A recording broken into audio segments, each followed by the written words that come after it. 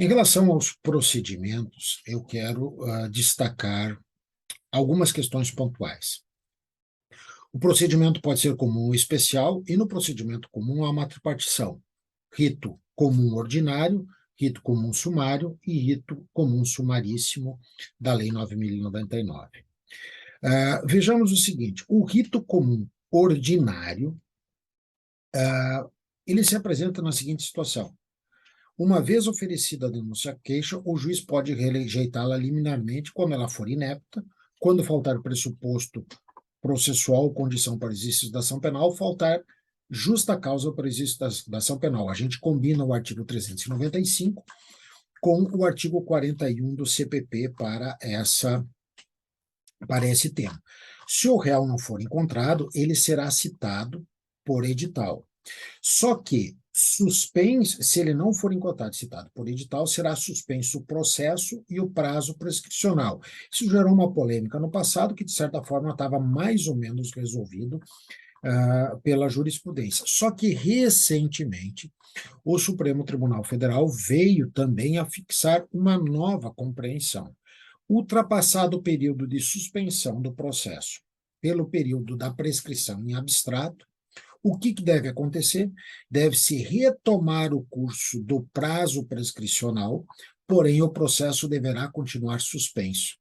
Isto é um tópico muito importante que foi decidido pelo Supremo Tribunal Federal no bojo do recurso em habeas corpus 115.042, por exemplo. Então, tratando-se de réus ausentes citado por edital, a retomada do curso do processo após observado 236 viola a garantia do devido processo legal, segundo o Supremo. Por isso é que não pode-se retomar o processo, porém, deve-se retomar o curso do prazo prescricional. Fiquem atentos para isso. Se não for caso de rejeição da denúncia, será aberto o prazo para a resposta escrita e o juiz poderá fazer o quê? Poderá absolver sumariamente o réu. Isso é uma coisa importante da absolvição sumária, quando for existir uma causa manifesta de excludente de ilicitude do fato, a existência de uma excludente de culpabilidade, que o fato narrado não constituir crime ou que tiver extinta a punibilidade. Tecnicamente, extinção da punibilidade, nós sabemos, não seria uma hipótese de absolvição, mas foi incluído dentro da absolvição sumária, certo? O professor Paulo Queiroz, não esqueçamos, entende que sempre uma regra mesmo processual deve retroagir para beneficiar-se dessa retroação mesmo em regra processual. Vamos deixar isto claro. O procedimento sumário, né, ele é cabível para os crimes cuja pena máxima combinada, veja bem, a pena máxima combinada seja inferior a 4 anos, né, não é igual, é pena máxima inferior. Na prática, nós vamos, por conta disso, na prática nós vamos ter ou a utilização do rito ordinário ou do sumaríssimo. Mas o que eu quero destacar é este prazo que pode ser cobrado, que a pena máxima para o rito sumário é que ela seja inferior a 4 anos, não é nem igual. Não façam confusões com o ANPP, por exemplo. Então, raramente será utilizado o rito sumário.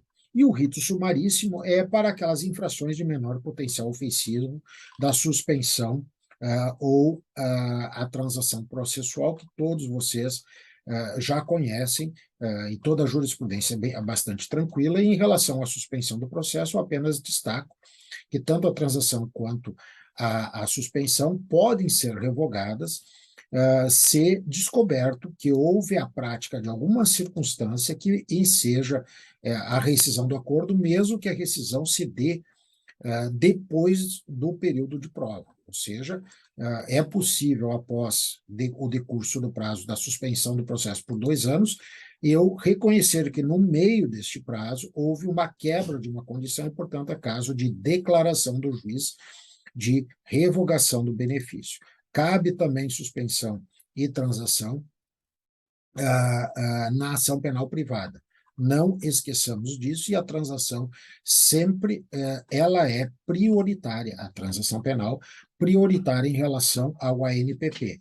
E relembremos a súmula vinculante número 35, que diz que a homologação da transação penal prevista no artigo 76 da Lei 9.099 não faz coisa julgada material e, descumpridas as cláusulas, retoma-se a situação anterior, possibilitando-se ao Ministério Público a continuidade da persecução penal mediante uma denúncia ou requisição de inquérito, ou até mesmo, complemento eu, uma investigação própria do Ministério Público. Certo? Atentem para isso, que são os principais ritos que nós temos. Claro, tem o rito específico da Lei 8.038, que é da competência por prerrogativa de foro, que quem for trabalhar, quem passar no concurso, não exercerá as funções com prerrogativa de foro, porque estará em primeiro grau, embora o edital do concurso preveja também uma análise que está dentro do material, mas eu acho pouco provável que vai cair o procedimento da competência por prerrogativa de função, mas está dentro do material. Então, aqui, vamos relembrar, estão sendo as dicas fundamentais para que vocês possam atentar. Agora eu quero falar sobre o procedimento da competência do júri. Porque o procedimento do júri, ele tem uma fase bipartida, que é o juízo accusationis e o judicium causae. Ou seja, na primeira parte, né, do procedimento do júri, chega no momento em que o juiz poderá adotar quatro comportamentos: ou absolvição sumária, que anteriormente só existia para o júri, agora nós temos também para os demais crimes, mas a absolvição sumária é aquela situação excepcional prevista no artigo 415, em que é induvidável, não tem dúvida nenhuma da inexistência do fato, ou você tem certeza que o réu não participou do fato criminoso, ou se o fato não constituir infração penal, ou ainda demonstrada uma isenção de pena ou exclusão de crime por exemplo, indiscutível legítima defesa. Então, isto é possível numa absolvição sumária. Pode acontecer também a desclassificação, quando se reconhece que não há um crime doloso contra a vida, né, isso sempre foi assim, nos termos do artigo 419, e nós temos também a hipótese de pronúncia e impronúncia. Então, nós temos que diferenciar aqui a pronúncia, impronúncia e despronúncia. Pronúncia quando, havendo indícios suficientes da autoria e prova da materialidade, o réu é submetido a julgamento perante o tribunal do júri. A impronúncia é quando o juiz entende, não há indícios suficientes da autoria, e, portanto, eu não submeto ao júri, mas isso não é impedimento de novas provas ensejarem a submissão ao júri. E a despronúncia é quando o réu é pronunciado, há recurso da pronúncia e o tribunal dá provimento para despronunciar o réu. Então, faço essa distinção e eu quero fazer um alerta.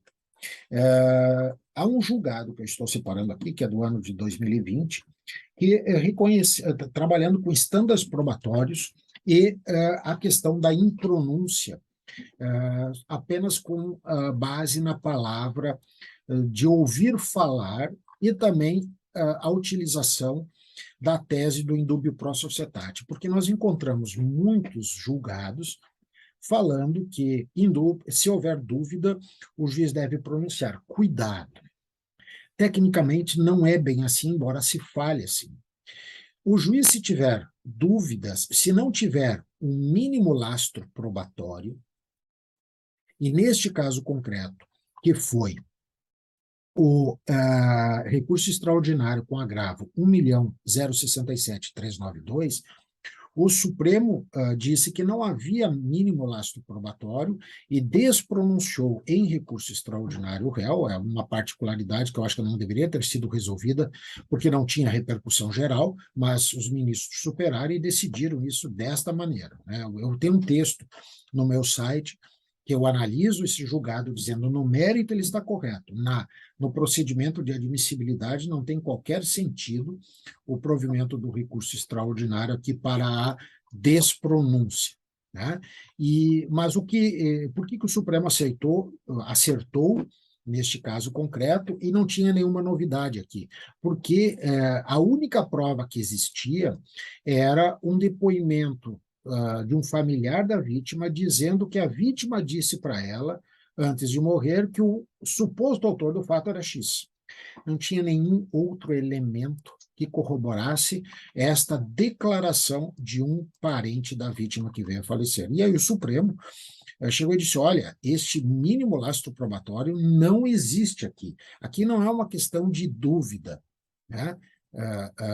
Porque eu não posso pronunciar alguém exclusivamente com base no ouvir dizer. Eu preciso ter o ouvir dizer, mas eu preciso outros elementos, mesmo que indiciários, para fins de pronúncia.